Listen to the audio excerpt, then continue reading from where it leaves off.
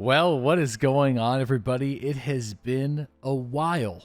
And if you're probably wondering, where have I been for this Tarkov wipe and all this new stuff, quality of life changes, the arena stuff happening at Gamescom? What have you been doing? Well, I have actually been streaming a little bit, but my son was born literally the day of the wipe, August 10th, 2023. So needless to say, this has been a different kind of wipe for your boy Doodles here, and it's been exciting, it's been awesome, but unfortunately YouTube has had to take a back seat for the last couple of weeks, but thankfully I'll be returning and uploading more videos very soon. And believe it or not, this is only the second time that I've ever missed the day of the Escape for Tarkov wipe in the history of the game's existence.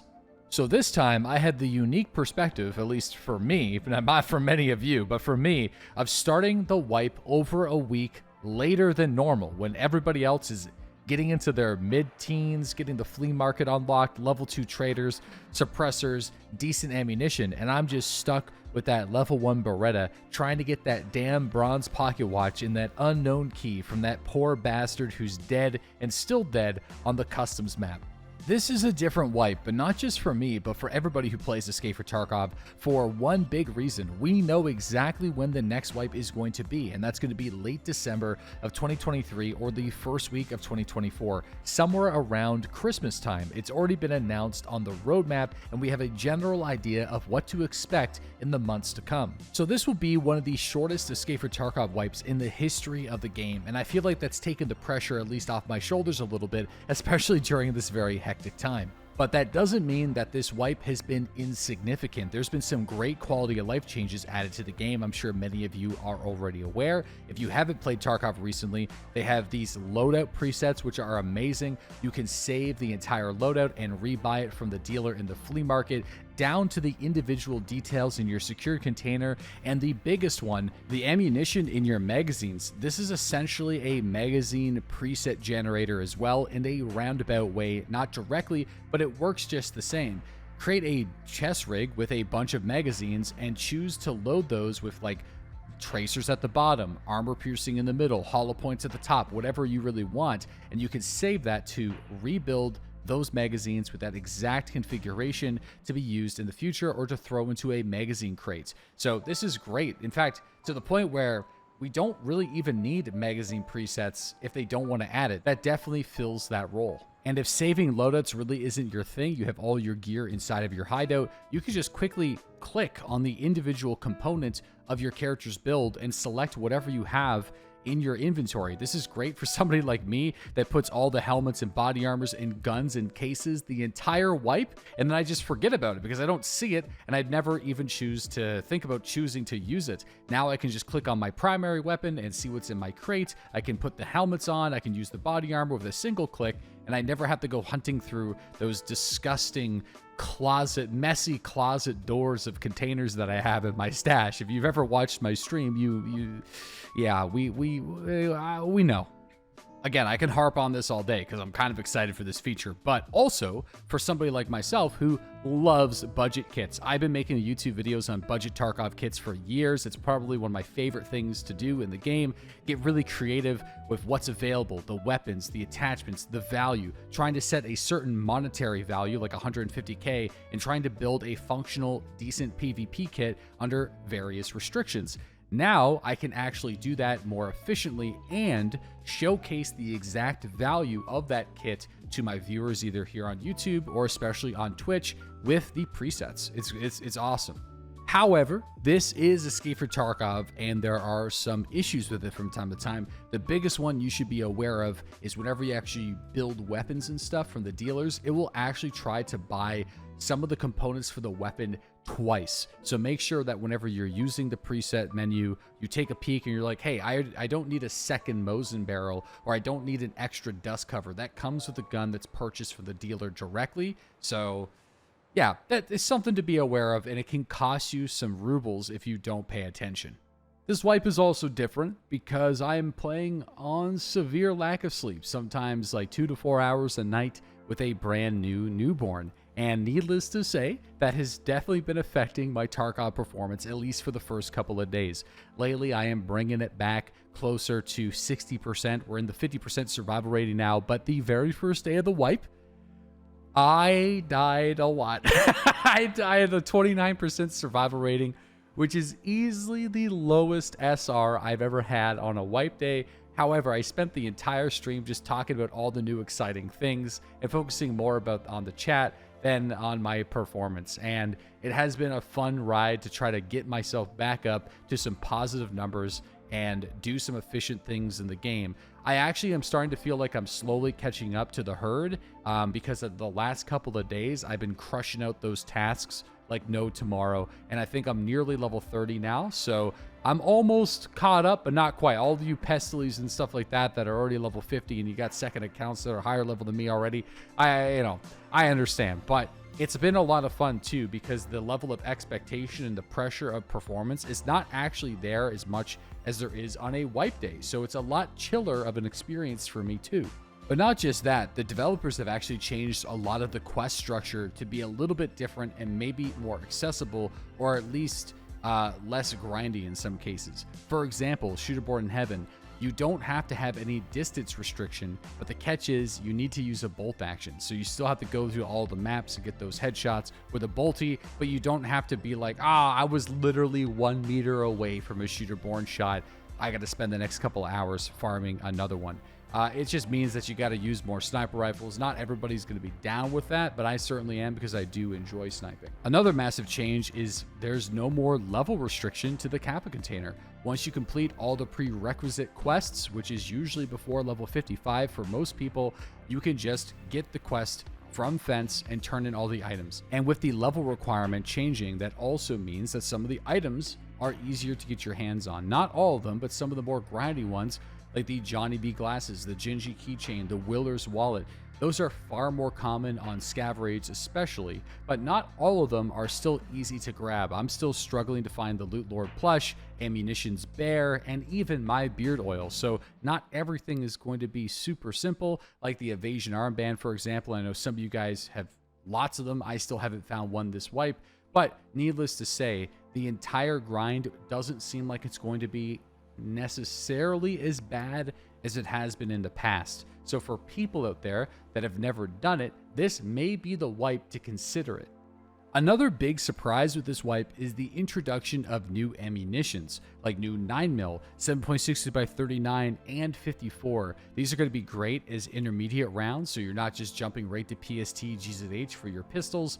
And then also using the AKM series weapons, you have more options in the early game when it comes to ammo, and even some great late game options. And not just that, the introduction of the SVT, which is a semi-automatic 7.60x54, which is a Mosin round, and the AVT, which is a automatic variant of that weapon. There's also plenty of new ammunitions that are going to help suit new players, and then also people who choose to build budget kits. There's also plenty of new level 3 body armor that are in the game that's on scavs in the AI, but then not just that, there are some new armors that are available right away on level 1 Ragman, which is going to give new players just an additional option to get started, bit of like a stepping stone loadout, nothing with any extreme complexity or even something that is going to save you from the best ammunitions, but it's something rather than nothing. I do find in Tarkov, there's just not enough available at the dealers at level 1 to give players a fighting chance even a couple days into the wipe. And I know that now from experience, and I would like to see more options available. It doesn't necessarily have to be the most OP stuff in the game, but just more choices for people that are just getting started. And speaking of scavengers, there's been lots of changes to the scav AI. Everything is definitely turned up a notch, and I know I've even made videos in the past saying that everybody assumes that the scavs are a little bit more dangerous because we're not using the best ammunition and the weapons and the body armor, but they are without a doubt more deadly and more aware with their magical ESP abilities. There have been plenty of times where I've been hundreds of meters away from a scav. I aim down sight on that scav only for them to automatically snapshot me from a huge distance away. So that is absolutely amped up. And not only that, there are now roaming scav gangs. Yes, there are finally groups of scavs that will roam around and chase down gunshots and ambush you from out of nowhere. It's awesome to see. They're usually in groups of 3 and they attack at the worst time. And that also means that doing some of your scav kill missions are going to be easier, because it certainly seems that the scav density across all maps has been increased, especially if you take it a bit slower during your match and not just rush to the middle. Rushing into the map reduces the probability of scavs spawning in those locations, because the game tries to prevent them from spawning on top of you. Another great change that might be a little bit more subtle is ammunitions that actually spawn in the maps. Going to ammo crates, finding loose ammo in the world is so much more valuable. It's something that I've been personally asking for quite some time. You can now find boxes of like M993, of different AP ammunitions for all sorts of different guns. Pretty much all of them now spawn in the world, which is great, especially for you woods players. Go to the scope shack and check the ammunition spawns. It is crazy. I found multiple boxes of M993, some of the best 5.56 ammunitions in large quantities. This is great because it makes looting the world more valuable and fun and rewarding, especially for players that choose to go and farm ammunition boxes, right? Like, that's such a niche thing to do. So if you choose to go and do that, I think getting rewarded is great.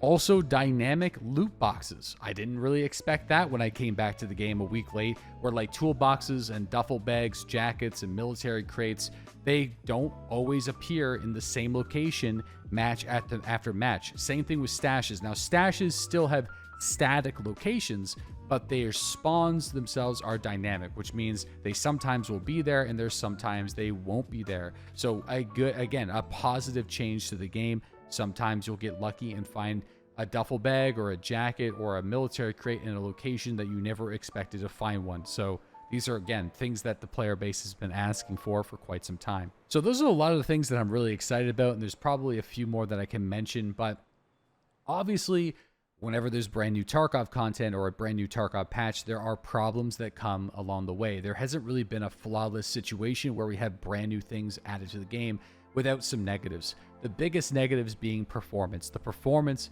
across the board on all maps, on all machines, on all rigs, on all settings is terrible. NVIDIA DLSS FSR doesn't seem to help, if not makes it worse in some cases.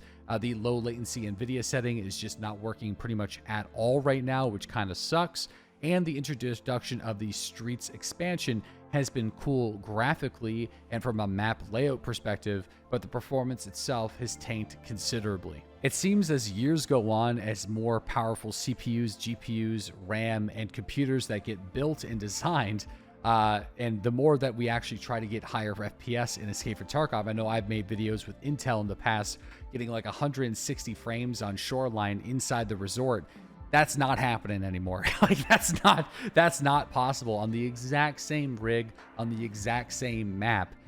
It's crazy, right? So time after time, the game requires more and more resources, and it just seems to be this never-ending battle between the users upgrading their machines and the developers requiring more resources from their users. Right now, BSG is in the middle of promoting the Arena expansion, or the DLC, whatever you want to call it, the game mode, at Gamescom. So it's unlikely we're going to be getting a fix for these performance issues anytime soon. But if I was them, I would prioritize getting at least the NVIDIA DLSS and FSR functioning again, so people can get slightly higher frames, so they can enjoy the maps without feeling that they need a supercomputer just to play this game.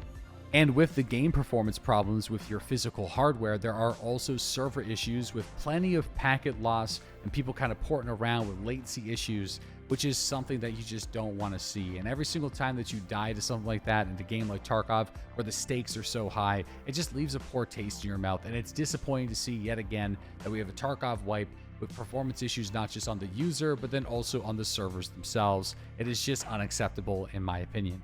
And of course, I probably would be skewered in the comment section if I didn't point out that cheaters are back in full force. Whenever Tarkov's popularity is at its all-time peak, so are the script writers trying to sell as many copies as possible before the anti-cheat catches up to them, and the script kiddies themselves are rushing to the Toys R Us farms to try to get access to those scripts because they fucking suck at the game. It's a tale as old as time when it comes to Escape from Tarkov. There are ebbs and flows when it comes to the cheating issue, and right now it is a problem. My philosophy is pretty simple, but to some it might seem like a defeatist, because I just think cheating is out of the control of the user. at least for me. There's only two choices. You either can choose to play the game or you can choose to not play the game. And whenever I get killed by a cheater, which is every couple of raids, I don't even know, maybe 1 in every 10 or 20 raids, I just move on immediately and not let it spoil the experience. I've accepted the fact that there will be people who cheat in Tarkov and they will kill you. So the more that you spend time fixated on that person who killed you with their little scripts, the more you're going to become pessimistic and hate the game. It's far easier to just accept the fact that the person who killed you with their cheats is way worse of a player than you, and they need that crutch to actually get any enjoyment out of the game, and you just move on to play another raid where you know that you're actually just better than the person that just killed you. And I feel like that can help out. That's how I choose to deal with it, and it seems to work out great for me. So although I've been struggling a little bit at the beginning of this wipe, I've been enjoying all the new changes that were brought to the table, especially when it comes to the ammunitions, the body armors, the scav density, the scav gangs, the new loadout manager, and also the quality of life stuff when it comes to dealing with the dealers themselves and the menus and stuff. That is all really great additions to the game. The things that I dislike the most about EFT are problems that have persisted for years now that unfortunately have just not been resolved or have been fixed temporarily only to come back with a brand new wipe.